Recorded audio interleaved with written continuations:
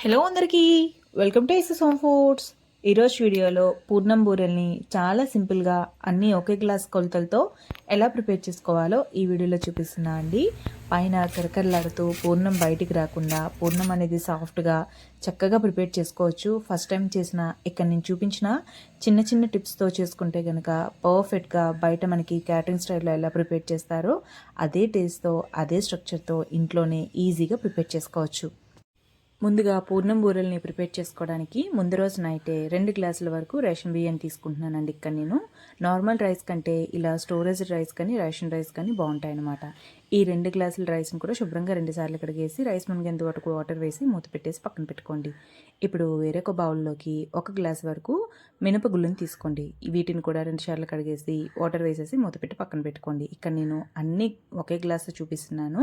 అలానే ఏ గ్లాస్ అయితే రైస్ ఇంకా మినపగుళ్ళని తీసుకున్నామో అదే గ్లాస్తో 1 గ్లాస్ వరకు శనగపప్పును కూడా శుభ్రంగా కడిగేసి మూత పెట్టి పక్కన పెట్టుకోవాలి.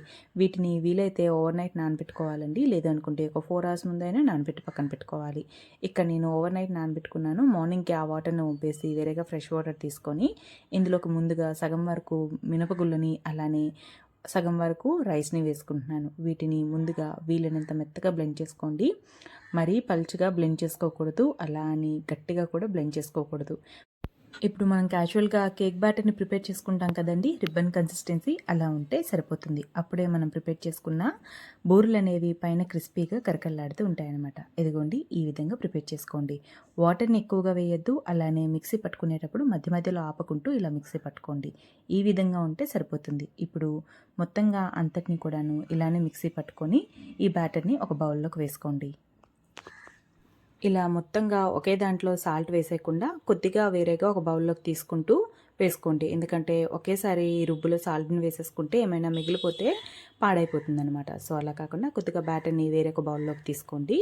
ఇక్కడ నేను తీసుకున్న బ్యాటర్ అయితే కరెక్ట్గా సరిపోతుందండి. ఇలా తీసుకున్న బ్యాటర్లోకి ఒక 2 టీ స్పూన్ వరకు షుగర్ని వేసుకోవాలి. అలానే మీ రుచికి తగ్గట్టుగా సాల్ట్ని కూడా వేసుకోవాలి. ఇక్కడ నేనైతే సాల్ట్ని కొద్దిగానే వేసుకుంటున్నాను, ఎందుకంటే పైన లేయర్ కాబట్టి. ఇది ఒక పావు టీ స్పూన్ వరకు సాల్ట్ని వేసుకొని పిండిని 4-5 నిమిషాలు బాగా కలుపుకోండి. ఎందుకంటే షుగర్ అనేది కంప్లీట్గా మెల్ట్ అయిపోవాలి. ఇలా కలిపేసి దీన్ని పక్కన పెట్టుకోండి. ఇక్కడ నేను తీసుకున్న పప్పుకి మొత్తంగా నాకు ఇక్కడ బూరెలు అనేవి 48 వరకు అప్రాక్స్గా వచ్చాయండి. సో తీసుకునే సైజ్ బట్టి ఉంటాయన్నమాట. మీరు చిన్నగా చేసుకుంటే ఎక్కువగా వస్తాయి, పెద్దగా చేసుకుంటే 48 వరకు వస్తాయి అన్నమాట. ఇలా రుబ్బును మొత్తంగా కలిపేసి మూత పెట్టి 10 నిమిషాలు పక్కన పెట్టుకోండి. అలానే నానబెట్టుకున్న శనగపప్పును తీసుకోవాలి. వీటిలో ఉన్న వాటర్ని కూడా వంపేసి మార్నింగ్ ఫ్రెష్ వాటర్ వేసుకోవాలి. ఇప్పుడు ఈ శనగపప్పును కూడాను మిక్సీ జార్లో వేసుకొని వీలైనంత మెత్తగా బ్లెండ్ చేసుకోండి. ఇక్కడ ఇలా చిన్న మిక్సీ జార్లో వేసుకుంటే తొందరగా బ్లెండ్ అయిపోతుంది, అలానే చాలా మెత్తగా ఉంటుందన్నమాట. అదే పెద్ద మిక్సీ జార్లో అయితే తొందరగా బ్లెండ్ అవ్వదు, అలానే కాస్త బరకగా ఉంటుంది. ఇదిగోండి, ఇక్కడ నేను చూపించిన విధంగా సాఫ్ట్గా ఉండాలి. అంటే మనం ఇడ్లీ ప్రిపేర్ చేసుకుంటాం కదా, ఆ కన్సిస్టెన్సీ ఉంటే సరిపోతుంది. మరీ లూజ్గా ఉండకూడదు, గట్టిగా కూడా ఉండకూడదు. ఈ విధంగా ప్రిపేర్ చేసుకోండి. అలానే మొత్తంగా శనగపప్పుని ఇలానే బ్లెండ్ చేసుకొని పక్కన పెట్టుకోండి. చాలా వరకు బూరెల్ని ప్రిపేర్ చేసుకునేటప్పుడు కుక్కర్లో పెట్టి దాన్ని వడగట్టి అలానే మళ్ళీ మిక్సీ కొట్టి దాంట్లో బెల్లం పాకం తీసి కలుపుతుండేటప్పుడు కన్సిస్టెన్సీ అనేది లూజ్ అయిపోతుంది. ప్రిపేర్ చేసుకున్న పూర్ణం బూరెలు అనేవి లూజ్గా అయిపోయి బయటకు పూర్ణం అనేది వేయించుకునేటప్పుడు వచ్చేస్తుంది కదా. ఇలా ప్రిపేర్ చేసుకోండి. రమ్మన్న పూర్ణం బయటకు రాదు, అంత గట్టిగా అంత స్టిఫ్గా ఉంటుంది. ఇందులోకి ఒక పావు టీ స్పూన్ వరకు ఉప్పును కూడా వేసేసుకొని ఇంకో 2-3 నిమిషాలు బాగా కలుపుకోండి. ఇలా కలుపుకున్నాక ఇప్పుడు మనం ఆయికుడుం ఎలా పెట్టుకుంటామో అలా ఒక ప్లేట్ని కానీ లేదంటే ఇడ్లీ పాత్రని కానీ తీసుకోండి. దీనికి కాస్త తడిని పెట్టుకోండి ప్లేట్కి. వీలైనంత వరకు సగం వరకు ఇలా శనగపప్పు రుబ్బును వేసుకొని ఈవెన్గా స్ప్రెడ్ చేసేసుకోండి. ఇలా కుడుము పెట్టి చేసుకోవడం వల్ల బూరెలు అనేవి చేసుకునేటప్పుడు పాడైపోతాయి అన్న టెన్షన్ కూడా ఉండదండి. ఒకసారి ఈ విధంగా ట్రై చేయండి, చాలా బాగా వస్తాయి. ఇలా ఈవెన్గా స్ప్రెడ్ చేసేసుకొని అడుగు మందంగా ఉండే కడాయిని పెట్టుకొని అందులో కొద్దిగా వాటర్ వేసి స్టాండ్ వేసుకోండి. అవి రోలింగ్ బాయిల్ అవ్వాలి కాస్త. అలా రోలింగ్ బాయిల్ అయ్యాక ఈ ప్లేట్ని అందులో పెట్టేయండి. పెట్టేసి మూత పెట్టేసి మీడియం ఫ్లేమ్లో ఒక 10 నిమిషాలు ఉడకబెట్టుకుంటే సరిపోతుంది. ఈ శనగపప్పు అనేది మనకి కుడుములా గట్టిగా అయిపోతుంది అనమాట. అలా అయితే మనకి శనగపప్పు అనేది కంప్లీట్గా బాయిల్ అయిపోయినట్టే. ఇలా మూత పెట్టేసి మీడియం ఫ్లేమ్లో ఒక 10-15 నిమిషాలు ఉడకబెట్టుకుంటే సరిపోతుంది. మీడియం ఫ్లేమ్లో పెట్టుకోండి, చక్కగా గట్టిగా అయిపోతుంది. ఇలానే అన్నింటినీ కూడా ప్రిపేర్ చేసుకోండి. ఇక్కడ నేను 2 వాయిలుగా పెట్టుకున్నాను. ఇదిగోండి ఇక్కడ మీకు నేను చూపిస్తున్నాను. చెయ్యి ఇలా పెట్టుకుంటే మనం వేసుకున్న శనగపప్పు రుబ్బు అనేది చేతికి అంటకూడదు. ఈ విధంగా ఉంటే సరిపోతుంది. తీసేసి చల్లారాక ఇలా ముక్కలుగా కట్ చేసేసి వేరేగా ఒక ప్లేట్లోకి వేసుకోండి. ఇలా కట్ చేసుకున్న ఈ శనగపప్పు కుడుముల్ని ఇలానే చిన్న ముక్కలుగా కట్ చేసేసుకొని మిక్సీ జార్లో వేసి బ్లెండ్ చేసుకోవచ్చు. అంటే బ్లెండ్ అంటే పల్స్ మోడ్లో పెట్టుకోవాలి. లేదు అనుకుంటే ఇలా ముక్కలన్నింటినీ కూడా ఒక ప్లేట్లోకి తీసుకొని బాగా చల్లారాక అరచేత్తో లైట్గా ఇలా తురుముతూ వీటిని పొడి పొడిగా ప్రిపేర్ చేసుకోవచ్చు. ఇదిగోండి ఇక్కడ నేను మీకు చూపిస్తాను. ఈ విధంగా ప్రిపేర్ చేసుకోండి. ఇలా మొత్తంగా అరచేత్తో ఇలా ప్రెస్ చేసుకుంటూ విడదీసుకుంటుంటే మనకి మొత్తంగా పువ్వులా దూదిలా మెత్తగా ఉంటుందన్నమాట. మొత్తంగా మనకి విడివిడిగా అయిపోతుంది ఇలా ముక్కలుగా ఉండకుండా. అదే మీరు మిక్సీ జార్లో వేసి పల్స్ మోడ్లో ఇచ్చుకున్నా కూడాను కాస్త ముద్దగా ఉండిపోతుంది. ఇలా అరచేత్తోనే విడదీసుకోండి మొత్తంగా. కాస్త టైం ప్రాసెస్ పడుతుంది కానీ బూరి మాత్రం చాలా బాగుంటుందండి. అంటే లోపల విలువలుగా ఉంటుందన్నమాట. ఇదిగోండి ఈ విధంగా మొత్తంగా ప్రిపేర్ చేసుకోండి. ఎవరైనా ఇద్దరుంటే కనుక చాలా ఈజీగా ఇలా ప్రిపేర్ చేసేసుకోవచ్చు. దీన్ని ఇలా పక్కన పెట్టుకొని ఇప్పుడు స్టవ్ ఆఫ్లో పెట్టుకొని ప్యాన్ ఇలా పెట్టుకొని ఇందులోకి ఏ గ్లాస్ అయితే మనం శనగపప్పును తీసుకున్నామో అదే గ్లాస్తో బెల్లంని కూడా తీసుకోవాలి. ఇక్కడ నేను ఇగోండి గోల్డెన్ కలర్ బెల్లం తీసుకున్నాను కాబట్టి కలర్ అనేది కాస్త తక్కువగా వస్తుంది. మీరు కాస్త డార్క్ బ్రౌన్ కలర్ తీసుకుంటే కనుక పూర్ణం అనేది మంచి కలర్ఫుల్గా ఉంటుంది. ఇక్కడ నేను 1 గ్లాస్ వరకు తీసుకున్నాను. నాకు ఈ షుగర్ సరిపోతుంది. మీకు కాస్త ఎక్స్ట్రా కావాలి అంటే ఇంకో పావు గ్లాస్ వరకు వేసుకోవచ్చు. ఇలా వేసుకొని ఒక పావు గ్లాస్ వరకు వాటర్ని వేసుకొని స్టవ్ ఆన్ చేసి ఇలా బెల్లం మొత్తం కరిగే విధంగా అడుగు నుంచి కలుపుకోండి.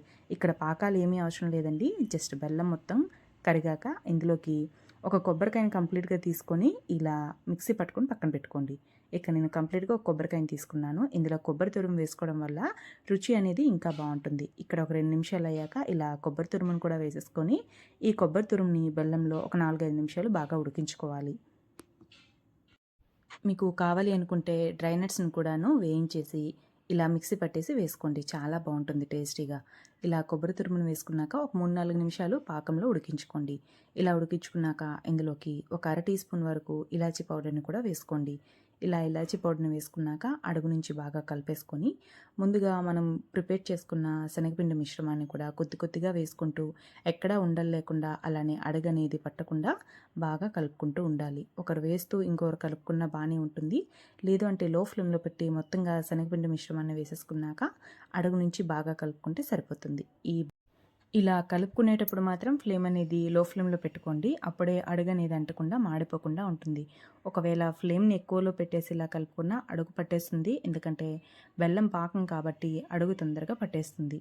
ఇలా అడుగు నుంచి బాగా కలుపుకున్నాక ఇందులోకి ఇక్కడ నేనైతే 2 టేబుల్ స్పూన్ వరకు నెయ్యిని వేసుకుంటున్నాను. ఇలా కొద్దిగా నెయ్యిని వేసుకోవడం వల్ల మనం ప్రిపేర్ చేసుకున్న పూర్ణం బూరెలు అనేవి చాలా టేస్టీగా ఉంటాయండి. లోపల పూర్ణం అనేది చాలా సాఫ్ట్గా ఉంటుందన్నమాట. ఇలా మొత్తంగా వేసేసుకున్నాక ఈ నెయ్యి మొత్తంగా మిక్స్ అయ్యే విధంగా ఇంకో 2-3 నిమిషాలు బాగా కలుపుకోండి. ఇది మొత్తంగా చల్లారితే కనుక కాస్త గట్టిగా అవుతుంది. ఆ స్టేజ్లో కాస్త గోరువెచ్చగా ఉండేటప్పుడే చేతికి కొద్దిగా నెయ్యిని గ్రీస్ చేసుకొని మొత్తంగా పూర్ణాల్లో చుట్టేసుకొని పక్కన పెట్టుకోవాలన్నమాట. ఇలా కావాల్సిన సైజులో ఇలా పూర్ణాలని ప్రిపేర్ చేసుకొని పక్కన పెట్టుకోవాలి. ఇక్కడైతే నేను మీడియం సైజులో పూర్ణంని ప్రిపేర్ చేసుకుంటున్నాను. మీకు కావాలి అంటే ఇంకా చిన్న సైజులో ప్రిపేర్ చేసుకున్నా కూడాను క్వాంటిటీ అనేది ఎక్కువగా ఉంటుంది. ఇలా పూర్ణాలన్నింటినీ కూడా ప్రిపేర్ చేసేసి ఒక ప్లేట్లో పెట్టుకోండి. ఇలా అన్నింటినీ కూడా ప్రిపేర్ చేసి పక్కన పెట్టుకోవడం వల్ల వేయించుకునేటప్పుడు టైం అనేది ఎక్కువ తీసుకోదనమాట. ఇలా పూర్ణాలని ప్రిపేర్ చేసుకునే లోపే స్టవ్ ఆన్ చేసి ప్యాన్ పెట్టుకొని ఆయిల్ వేసుకోవాలండి. డీప్ ఫ్రైకి తగ్గట్టుగా ఆయిల్ని వేసుకుంటే సరిపోతుంది. ఇప్పుడు ముందుగా ఈ బ్యాటర్లోకి ఒక్కొక్క పూర్ణాన్ని కూడా వేసుకొని లైట్గా ఇలా మొత్తంగా స్ప్రెడ్ చేసుకోండి. పూర్ణంకి ఎక్కడ గ్యాప్ అనేది లేకుండా స్ప్రెడ్ చేసుకుంటే సరిపోతుంది. ఈ బ్యాటర్ మరీ పల్చగా లేదు కాబట్టి వేసుకున్న వెంటనే అబ్జర్వ్ చేసుకుంటుంది. థిక్గా ఉంటుంది లేయర్ అనేది. ఆయిల్ అనేది బాగా హీట్ అవ్వాలండి. ఇలా హీట్ అయ్యాక మీడియం ఫ్లేమ్లో పెట్టుకొని ఒక్కొక్క పూర్ణం బూరెని కూడా వేసుకుంటూ ఉండాలి. ఇలా బూరెల్ని వేసుకునేటప్పుడు కాస్త జాగ్రత్తగా వేసుకోండి. ఫస్ట్ టైం ప్రిపేర్ చేసుకునే వాళ్ళైతే కాస్త దూరంగా ఉండి నెమ్మదిగా ఇలా బూరెలను వేసుకోండి. ఇలానే అన్నింటినీ కూడా వీలైనంత వరకు దూరంగా వేసుకోండి. ఒకదానికొకటి అతుక్కొని ఉండిపోతే మనం ఫ్రై చేసుకునేటప్పుడు ఏమైనా లీకేజ్ అవుతుంది. అలా పూర్ణం ఒక్కటి లీకేజ్ అయినా కూడాను ఆయిల్ అంతా పోతుంది. సో వీలైనంత వరకు దూరంగా పూర్ణం బూరెల్ని ఇలా వేసుకోండి. ఇలా లోపల ఉన్న పూర్ణంని ఆవిరి పట్టించి ప్రిపేర్ చేసుకోండి. అస్సలు బూరె చెడిపోతుందనే టెన్షన్ ఉండదు. ఫస్ట్ టైం చేసినా కూడాను ఈజీగా ప్రిపేర్ చేసుకోవచ్చండి. ఇది చాలా ఈజీ పద్ధతిలో ఇక్కడ నేను చూపిస్తున్నాను. అన్నీ కూడా ఒకే కొలతలతో చూపించాను కదా! ఈ నవరాత్రులకి మీకేదైనా ప్రసాదం ప్రిపేర్ చేసి పెట్టాలి అనిపిస్తే, అమ్మవారికి ఇష్టమైన ఈ పూర్ణం బూరెల్ని ఇలా చాలా సింపుల్‌గా, టేస్టీగా ప్రిపేర్ చేసి పెట్టొచ్చండి. ఇలా అన్ని బూరెల్ని వేసుకున్నాక వెంటనే టర్న్ చేయకుండా ఒక 2 నిమిషాలు అయ్యాక ఇలా ఒక ఫోక్‌తో రెండో వైపు టర్న్ చేసుకోండి. ఇవి ఇలా చక్కగా ఫ్రై అయ్యాక వీటంతట ఇవే పైకి లేస్తాయి. వీలైతే రెండో వైపు కూడా టర్న్ అయిపోతాయి. మనం బ్యాటర్‌ని గనక పర్ఫెక్ట్‌గా కలుపుకుంటే. ఇలా చక్కగా రెండో వైపు కూడా టర్న్ చేసేసుకోండి. మంచి లైట్ గోల్డెన్ కలర్ వచ్చేసరికి తీసేసేయండి. ఎందుకంటే ఇవి ఆయిల్ నుంచి తీసాక ఇంకాస్త కలర్ అనేవి చేంజ్ అవుతాయన్నమాట. ఇలా చక్కగా అన్నింటినీ కూడా ప్రిపేర్ చేసుకోవాలి. బట్ ఇలా పూర్ణం బూరెలను వేసుకునేటప్పుడు మాత్రం ఆయిల్ దగ్గర జాగ్రత్తగా ఉండాలి. పైకి చిందుతుంది. కాస్త చూసుకొని వేసుకోండి. ఇక్కడ ఇలా మంచి లైట్ గోల్డెన్ కలర్ వచ్చేసరికి ఆయిల్ మొత్తం స్ట్రెయిన్ అవుట్ చేసేసి వేరేగా ఒక బౌల్లోకి తీసుకోండి. ఇంతే అండి. ఎంతో టేస్టీగా, సింపుల్‌గా ఇలా ఆవిరి పట్టించి పూర్ణం బూరెలను ప్రిపేర్ చేసుకోండి.